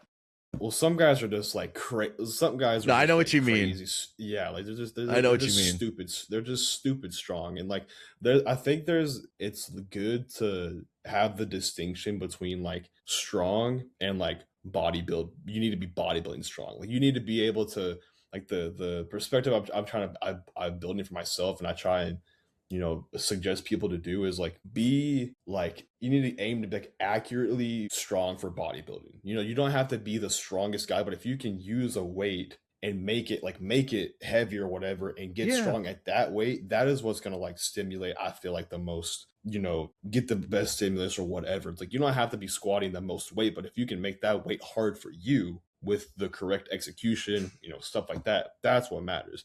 Now, I do think you also have to I've also fell into this camp like a couple months back, is like letting the number on the bar drop too much and worrying about the execution. So you have to kind of, it's like a maturing thing. You have to be like, you have to go through the period of like being an idiot and just lifting and just not having any care about your execution. And then the pendulum kind of swings into like, okay, now you're a nerd using the pink dumbbells, but you feel it really good. And then it kind of swings back to the middle. It's like, okay, now we go. Now we know what to do. I think you're right. I think there's something that's an evolution nowadays. I think that's good, like, though. Yeah, it's like, and you can't get married to like Branch Warren training, not to crap on him. You can't get married to that, but you can't also get married to the squeeze. It's like, I kind of look at training as like a big like recipe. It all needs to fit within a session. So like I just did back, right? Yeah. And like my pullover, my single arm cable row, it's very like pretty princess movements. I'm being very meticulous with like how I'm doing it. Like I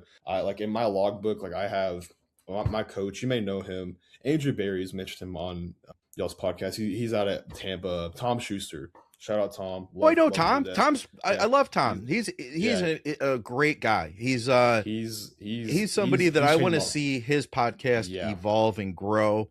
I like him. I like him a lot. He's a sharp dude. He's changed my life in like just a couple months. Like just from You're kidding me. Yeah. So just from like the perspectives that he's been able to build for. Yo, what is up, beautiful human who is watching the podcast? First of all, I want to thank you so much for taking the time out of your day to watch the podcast, listen to the podcast. It means more to me than you guys know. But I recently checked my YouTube analytics, and 89% of you guys that are watching are not subscribed. So if you could do me one little favor, take some time out of your day and please hit that subscribe button, hit the like button, hit the bell, do all those cool things, and that will mean more to me than you guys know and will help me build this channel so I can bring on greater guests, keep giving you guys information and all that good stuff as well. Second thing is this channel is not sponsored, so I do not make money from these videos, but one way that you can support me is by using my affiliate codes. Right now I've got 3 affiliate codes. One is going to be with Nutrix Supplements. I've used all their products for about 2 or 3 years now. Their protein is very good. They have a vast variety of EAA flavors and all that kind of stuff as well. I have a code with Biomix Labs. This is my little bottle of SLU for all your peptide needs. It'll be code Maddox over there, just like my name, MADDOX. And then I have another sponsor now with Flavor Gang. Flavor Gang has some of the craziest flavors when it comes to like cream of rice flavors, when it comes to 0-calorie sauces. It is some of the craziest tasting things. It tastes like you are cheating on your diet all the time, which is crazy. So that'll be code Maddox over there, just like my name, MADDOX. And if you guys can please use my codes over there to support me in my journey of whatever this is, that would mean more to me than you guys know. But with all that being said, let's get back to the podcast. Me in such a short time, and just the dedication he puts into his clients is crazy. And not to knock my old coach, but like just compared. No, of course not. The training, like he'll give me like so with my check-ins, I send him all my top sets every week. So I think that training is like the most important thing for a young guy to understand and get the stimulus. Like that's what I'm like, this whole rebound. I don't care about like the lines of my physique. I don't care about, I just want my training to be perfect. And so I send him my top sets and he'll give me like cues to write down. And then so what I'll do is I'll go to my logbook because I still write all my shit down, whatever, because I hate being on my phone in the gym. So I'll like write my cues down above my list. So like whenever I'm doing the lift, I can reread that and like reinforce that in my head. So getting back to what I was saying is like I try and view my training as like a big recipe. You know what I mean? You need to have like your squeezy, you can have your squeezy light fun movements like a lat pull down or like a single arm cable row, whatever. But you also need to have like the movements where you just assert dominance and rip shit, like barbell, like a barbell row. So like my back session that I was just talking about was like that pullover at the beginning. I'm being really meticulous with it because I haven't really been able to nail the execution on that. And then that today felt great. But then a couple minutes later, I'm doing a barbell row to where it's like, okay, yeah, like bend over, don't stand up with the bar, but just rip that shit. You know what I mean? So it's like you can't get too married to one side or the other. I think that, you know, guys will go their whole session and being like, I need to feel it in this part of my lat the whole time. Or if I'm doing a T-bar row and it comes off of any part of my upper back, it goes in my traps a little bit, I have to stop the set. It's like, no, like why? That all needs to grow. Like let it all get worked. You know what I mean? Work it all. You know, I think that's a camp that a lot of guys fall into that I have myself. It's like before, if I was doing a lat pull down or a cable row and I felt it come off my lat, I'd like freak out and get mad and I'd stop the set, where it's like it all needs to grow. Like, so why care if it doesn't, you know? Yep. 100%, man. And I think you said something that's even like, you said, don't get married to it. Don't get married to any one thing. I think that goes even like a step deeper to all of our training, like at the core level, you know, like when I had gotten really sick 5 years ago now, and leading into that, I was at my all-time strongest. Dude, even knowing this, I spent like 3 years trying to do what I had done before, but my body won't let me do it anymore. Like my central nervous system gets just freaking destroyed. If I go hard and I'll be able to build that in, like my intensity up, and then I have that one real good workout where I'm like, yeah, I really scratched that itch. The next day and the next week and the next 2 weeks, I'm wrecked. So I realized like I can't do that anymore. So this is just, I guess, an example of that. So I'm at a place in my life where I've learned how valuable like true nasty progressive overload is, yet I can't do it. Right. So it took me several years of trying to work my way around it in some way or another to finally realize like, okay, so that's just not for me anymore. And that was an example of me being married to something, even with a lot of experience now. Like we can still easily make those mistakes. For sure. I think that the biggest issue with progressive overload is being like married to your logbook and being married to numbers. And, you know, that's an issue I ran into last year, you know, with when I approached my training, it was like, dog, if I didn't like add a rep to like everything or like weight to like my seated calf raise, I'd be pissed like the rest of the day. And it's like, it doesn't have to be like that. There are so many ways of progression with progressive overload, whether it be tempo, whether it be improved. Like in my head now, like the way I view training is like, if I look at my logbook and I look at, let's say, just dumbbell row. Okay, I did like 110s this week for 10 reps. Okay, last week I did 10 reps, but then maybe I look at the videos. I'm like, this one right here, I kept a lot better, you know, a lot better posture. I didn't rip the weight back as much. I was actually in the lat the whole time.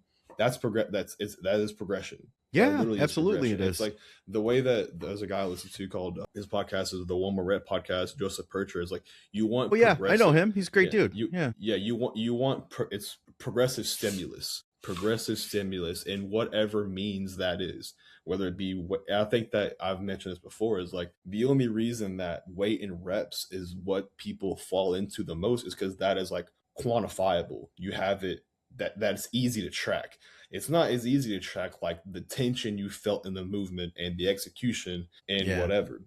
And I think guys get, you know, like that's the biggest downfall guys see within the progressive overload approach to training is that they get married to the logbook and it can stress them out. And I get that, you know, I understand that sentiment, but it's like, if you will just detach yourself from that, like you said, and don't get married to it, progressive overload, I think is the most like not easy way, because you know it's not easy by any means, but like it's the most like fail proof way for progression in your physique is like finding a way to progressively give your body some sort of stimulus, you know, better execution, more weight, more reps. There's a million different things it could be, but just having some sort of progressive stimulus each week, it's pretty easy. You're gonna grow if you're eating correctly, if you're taking the right drugs, whatever, you're gonna grow. It's pretty simple. You know what I mean?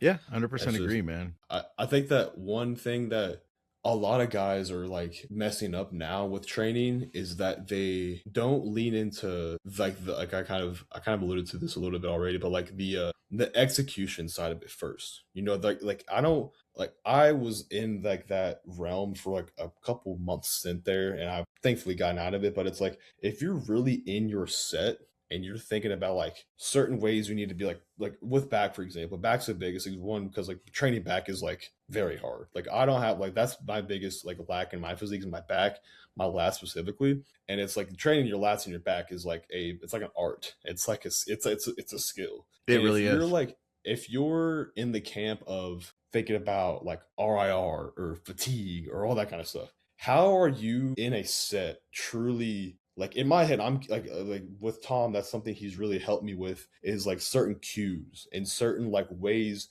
your elbow should be traveling, the certain ways your torso should be, the certain way like there was like 4 corrections he made on my cable row last week that I wrote in my notebook. So today I have 4 different places my mind is at while I'm trying to perform the lift. So like, how are you?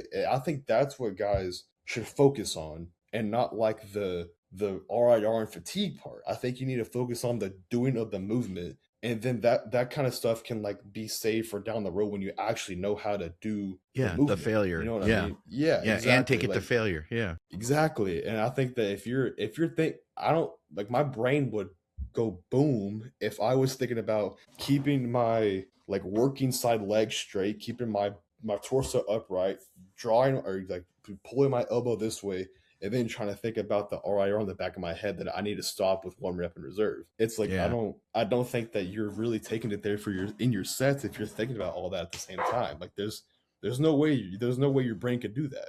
Or at least I could. Yeah, I think I'm too dumb for that. I think that it really, it's one of those things where like you gotta spend years and years of truly going to failure and then redefining what failure means, because what you thought failure was a few years ago is different than it is now, and you will continue to redefine that.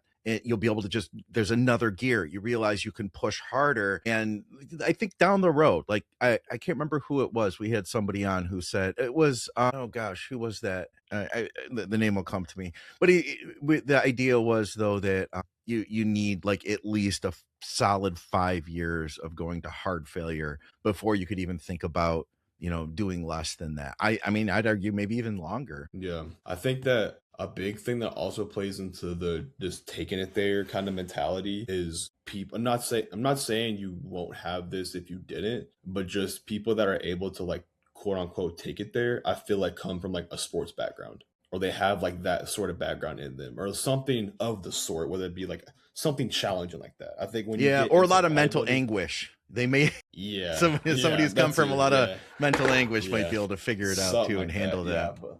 but like for Yeah. me, for example, from my case, it's like going and squatting heavy sets of 3 in football, like what they're called, girdles with that like the padded shorts, like having to do that after a 2 hour long summer practice. It's like you have to find you have to build some kind of balls doing that. You know what I mean? And then Yeah. you can apply, that's probably we sucked at football. We were pretty horrible, but like that's the one thing I'm able to gain from that is like the mentality of like I've mentioned this in a few posts before of like walking up to a top set with the energy and the mentality of like maxing out at on squat day with all your homies, like slamming the weights on the side of the bar, on the side of the rack, and carrying that mentality through every set. You're able to take it there. And if you don't have that sort of like sports background, I think you can obviously channel that and build that in your head if But you that's didn't a have great sports. way to get that foundation for Yeah. sure.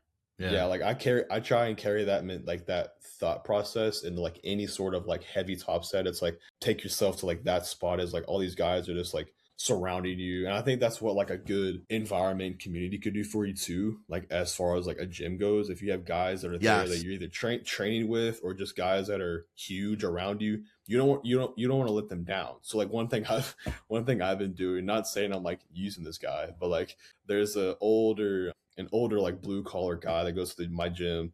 He's one of those guys that is just crazy strong. The blue collar Yeah. guy has no clue what he's doing, but he's just benching 3 plates and is like just like warms up his shoulder and benches 3 plates, one of those guys. And so every time I go into the gym now on leg day, I purposely will make sure I go at around the time he's there so he can spot me. Okay. So like whenever he spots me, it's like I'm not letting this guy down. I'm not letting him down. And I think that's something that good either environment of a gym can do for you, or just having kind of like that mentality that you can bring to your sets if you're training by yourself, is that you can go back to those days of like in sports where you're walking up to a big top set or whatever, a big max out on squat, and you got like 15 guys surrounding you and everybody's watching you. You can kind of carry that sort of vibe into your top sets. And I think a lot of guys kind of miss that nowadays, or maybe they went through sports and they don't channel that. And I think that's one of the coolest things that football taught me was like just being able to just take it there, even though we sucked. Yeah, that's cool, man. That's cool. And Yeah. you bring up a good point. I think it's really valuable to be around people who do have that intensity. That's kind of, Yes. an outside theme of some of the stuff that we've been talking about today, because having that support around you, I think really does show you, what you're capable of.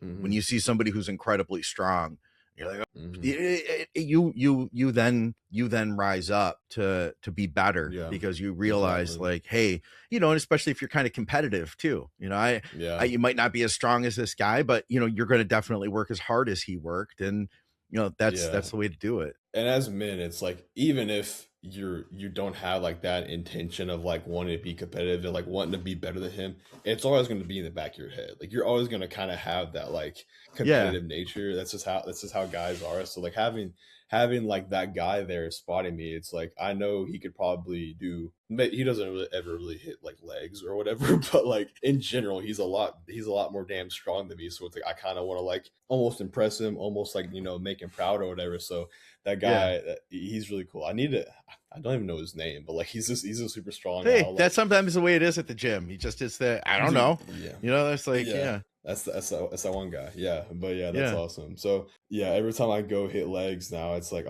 every time on my like quad specific day when I leg press, it's like I always pull up and I'm like, is this truck here? I'm like, sweet. I need him to spot me. But yeah, that's funny. That's cool. Awesome. Yeah, for sure. So Scott, we're getting up to that hour and a half mark. So there's two. I have been ending with one question, one final Okay. question. But so I don't know how you do your podcast, but like, I don't get like a shit ton of questions like you guys get. So I kind of just like I go in like make my own questions on like what I Okay. think the viewer would want to hear from you that maybe you haven't spoken on before. Because I Okay. think that a lot of podcasts they all kind of follow like a very similar like outline where maybe Yeah. some of the questions can get repetitive, and it's like I listen. So at my work, I can like have an AirPod in or whatever. So I listen to podcasts for most of the day.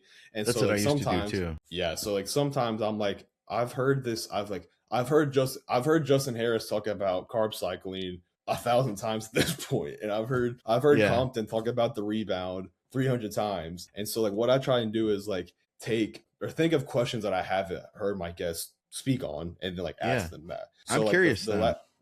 yeah, so these are two more like personal, I guess, and more just like not philosophical, but yeah, more personal basically. So All right. the first one is what drives you in your day-to-day process? You know, I think it's so I have my answer, but when I say it, I feel like if I just say it, it sounds canned and it sounds cheesy. But I really enjoy helping people. That it's part of what gives me like my sense of like doing what I need to do in this world. Yeah.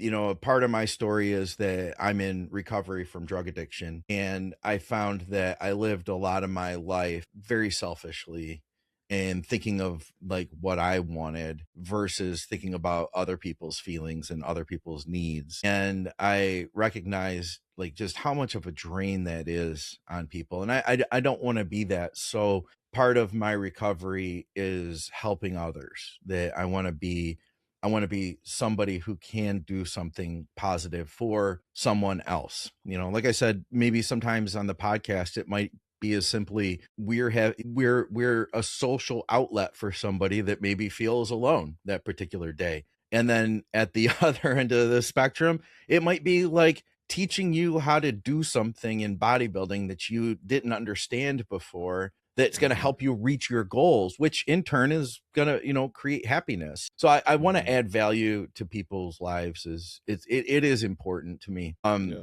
Yeah, yeah, I would say that that's probably the number one thing. Almost to the point where like I used to have a problem with people pleasing, where like I wanted to make people happy, and it's something I've recognized that has been something I've done for years, and I didn't even recognize it in some ways, but like then I was seeing a therapist. This is like back when about the time a little bit after I'd gotten clean, and we talked about this, and he said he commented on like how polite I am, because I'm generally a pretty polite person, and people will comment on like, oh, Scott's real polite and everything, and I kind of prided myself on that. And he said, well, are you doing that for you, or are you doing that for them? Like, are you trying to please people with that? And I was like, oh shit. And he gave me this challenge. He was like, Yeah. because like if I go to the grocery store, I'll talk to the people at the till. I'll be like, oh hey, how you doing today? You know, blah blah Mm-hmm. blah. You know, hot weather outside, or hope you guys are having a good day up here. You know, I just make small talk. And Mm-hmm. he was like, well, and he was like, well, why do you do that? And I was like, well, just because it's nice to be polite to people in the service industry. You know, like they've got it. Yeah. You know, they've got to deal with a lot of shit. And he was like, well, I challenge you. Next time you go to the grocery store, don't say a word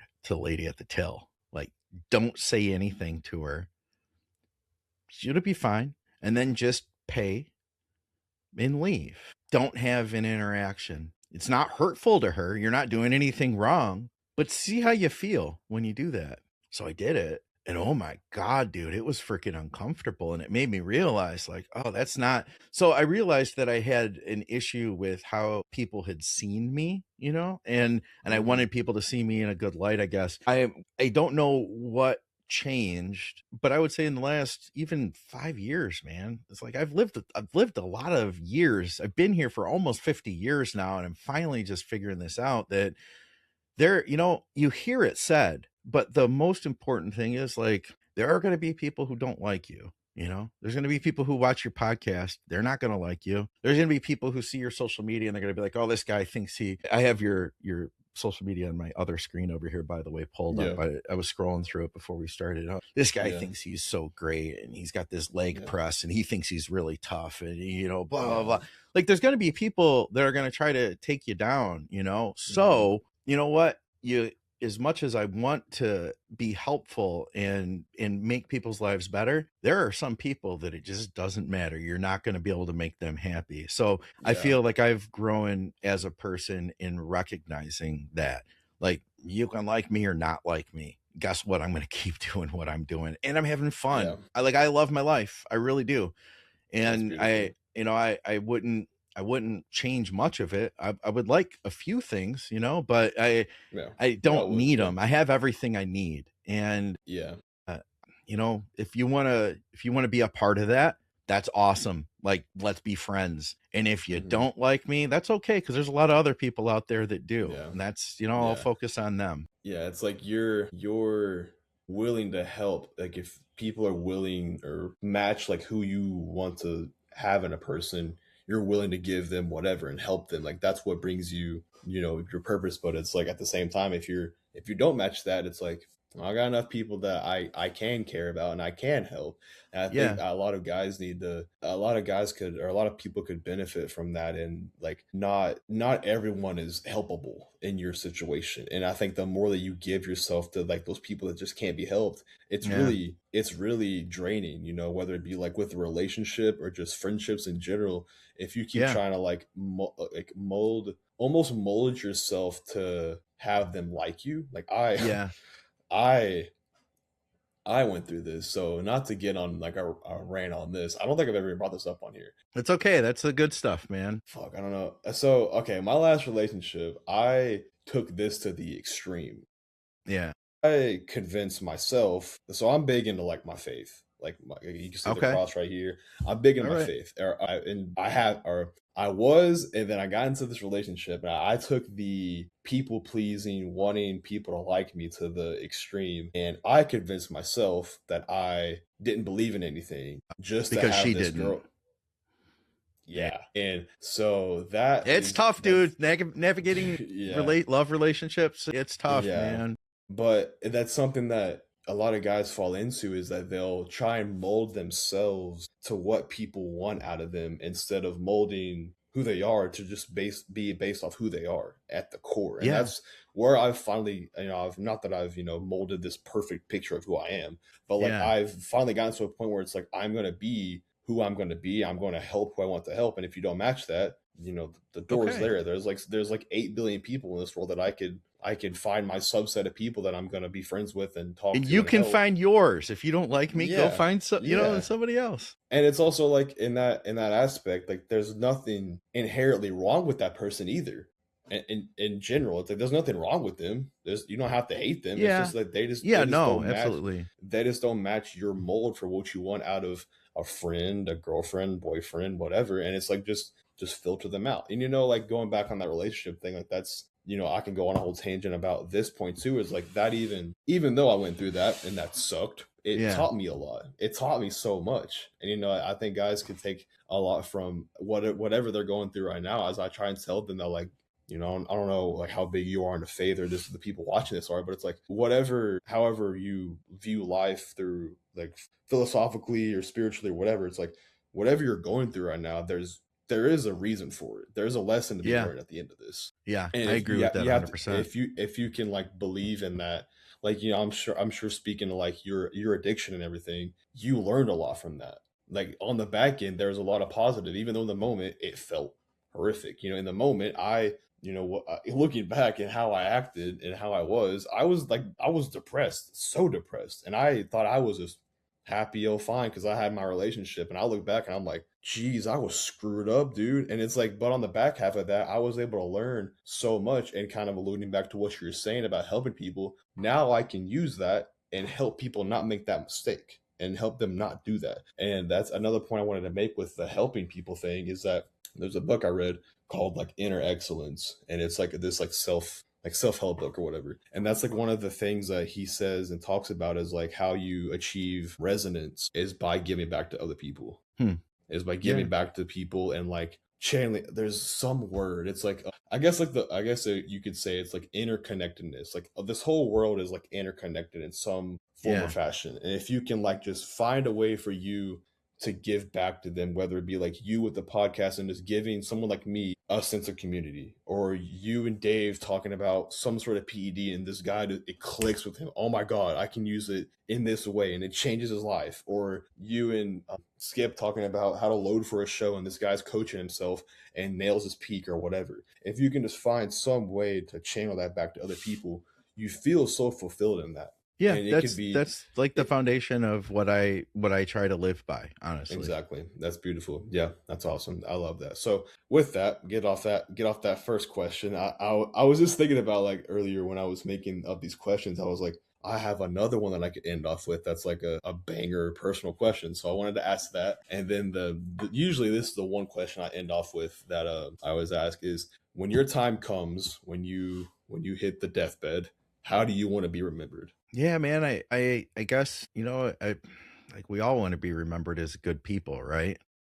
Yeah. And I guess that, I try to think of, who I think of as John Meadows, and how he made people feel, that everybody, including myself, interacting with him, like, you felt like John really genuinely cared. And I would like to be seen as someone like that. That's the way I'd like to be seen, I think. But and it's interesting because I feel like, having some of the experiences I've had, I've felt like I've kind of come out the other side of that, meaning like I almost thought I wasn't going to be here in a number of different situations, back in active addiction. And then when I had gotten really sick in 2021, like there were some weird times there. And when I came out the other side of that, I really did have like a sense of like, oh my God, it really can happen anytime. So like, not every day can be like this rich, rewarding day that like my wife and I get to hang out and have fun. But the times that we do get to spend together, I want those times to be like quality, not just like half plugged in. I think it's easy, especially, we all are busy. I think it's easy to be kind of like half in on a conversation, and you're not Mhm. really giving it or that person your full attention. I think being able to like really be present is so critically important. Because you never know. Having situations like I've had, it makes you realize like you really do never know when it's going to happen, I guess. So just being someone that like genuinely cared about someone's life, someone's process, someone's like opinion is how you kind of want to be remembered. Yeah, I would say so. Yeah. It's hard to sum it up into words, but I'd say I'd like to be remembered to be a person like the way John was. Yeah, he had a lot of really nice qualities. He helped a lot of people, and he made everybody feel good about themselves too, And I thought that was pretty cool of him, that he could be that kind of person. And you meet people like that in your life, and I think it's important to like recognize that the people who are giving back to you, that those are the people in your corner. I just, yeah, I like to be seen as a person who was in your corner, Yeah. at whatever Well, level you can be. yeah, well, you spread that message to me that you care, whether it be through like just like we kind of hit on already, like the consistent uploads or whatever, and just like the value that you've put out for so many years now. You definitely can tell that you care, and all the guys that you work with on the podcast, or not work with, but we do the podcast with, they all care, and it comes out in y'all's words and y'all's tone and y'all's podcast. So you're definitely spreading that message to me, at least. So I'm sure it's spread off, over to thousands of other people too. So I do Good. definitely think that you're fulfilling that want for your when your time comes. So you're doing good, Good. man. I Yeah, appreciate for it, sure. man. I appreciate you having me on too. This is cool. Yeah, I yeah, this was enjoy awesome. it. Yeah, for sure, man. Well, I appreciate you coming on, Scott. I'll probably have this up by the probably my consistent day I like we hit on is like Friday, so I'll probably have this up by Friday, and then I'll Okay. shoot you the link to it and everything, and then that'll be that. So, man, I really appreciate your time. This has been awesome. A great conversation with you, man, and I appreciate your time. Yeah, my pleasure. And hey, if you guys are still watching this far in, then we need you to comment and let us know that you watched all the way through. I'll be surprised if we get somebody who listened an hour and 48 minutes all the way in. But if you did, you guys got to comment and let us know. For sure. Yeah, let us know. I was trying to get people to boost it up here, man. We got to get the YouTube thing going. Thank you. Yeah, I appreciate that. I gotta get the intro down. I have like a pre-made intro that I'll like throw at the beginning, but I don't have any of like the comment, ring the bell, all that kind of stuff. I need to get better at that. Dude, you'd be surprised, man. It actually works. You got to remind people, because sometimes like I'm watching YouTube and I'm like, well, yeah. So I try, because I do content on YouTube, I recognize how valuable that is. So if I see something I like, I hit the like button, and I try to leave them a comment too. If there's something I enjoy, I'm like, leave some type of comment, because all those things, they really do make a difference. And if they remind me, if they're like, hey, if you're enjoying this content, be sure to hit the like. I'm like, oh yeah, I even forget. So I hit the like button. Yeah, that's a good point. I'll start doing that then. I appreciate that insight. Yeah, so thank you, man. So I appreciate all this, brother. I'll shoot a link when it's live, and then that'll be that. So I appreciate it, man. Thank you. Excellent. My pleasure.